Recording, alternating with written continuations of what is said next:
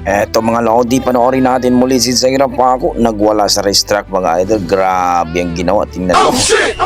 Ang taas ng lipad mga idol. Walang takot ang batang ito. Dito sa video ni Dato Calagan TV mga idol. Supportahan po natin ang kanyang YouTube channel at Facebook page. Sigurado magugulat kayo dito sa ginawa ni Zaira Paco mga idol. Unatan, tuwara! Grabe namang lipad na yan mga idol. Ayan na po. Napakataas na lipad yan mga idol. 13 years old na bata, ayan na po, nag-double jump. Napakalayong double jump mga idol. Walang takot ang batang ito. Grabe. Very good. Zaira Paco, ibang klase ka. Parang agila talaga mga idol. Yan ang tinatawag nating agila o baby agila ng Liliw Sambuanga. Zaira Paco, ibang klase.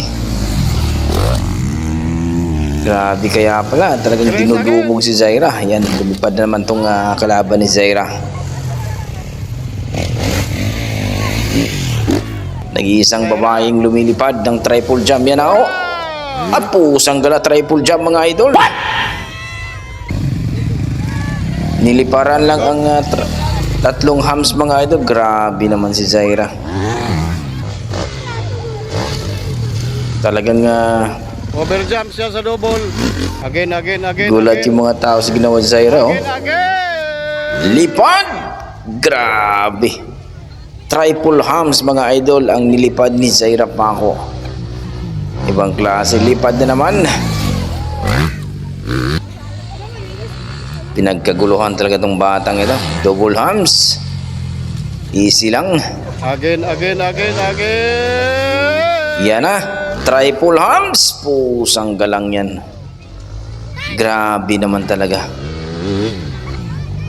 Sino bang hindi magugulat sa ginawa ni Zaira mga idol? Kaya mga tao sa racetrack mga idol tuwang-tuwa. Basta si Zaira Paco na ang mag-perform.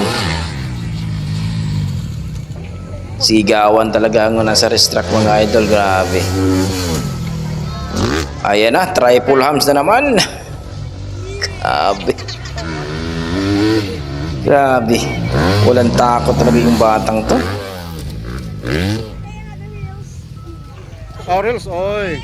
Talagang gugulatin ka talaga ni Zaira mga idol pagka siya na po ang mag-perform. Grabe, triple hams na naman.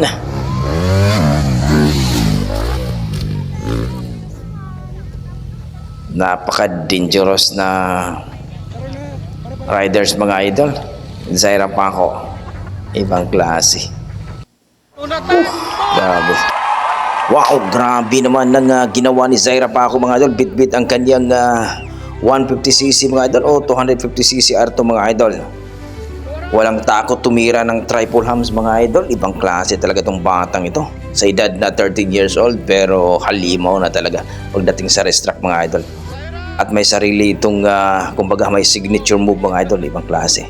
Wala akong masabi kung Zaira Paco mga idol, kundi pag mag-edad ito ng 15 years old, mahirap na to talunin mga idol, lalong lalo na kung masanay na siya dito sa 250cc mga idol. Kung baga lagi na niyang ginagamit ang 250cc, nako, mas mabilis kasi yun mga idol, kaya mahirap nang talunin itong si Zaira Paco.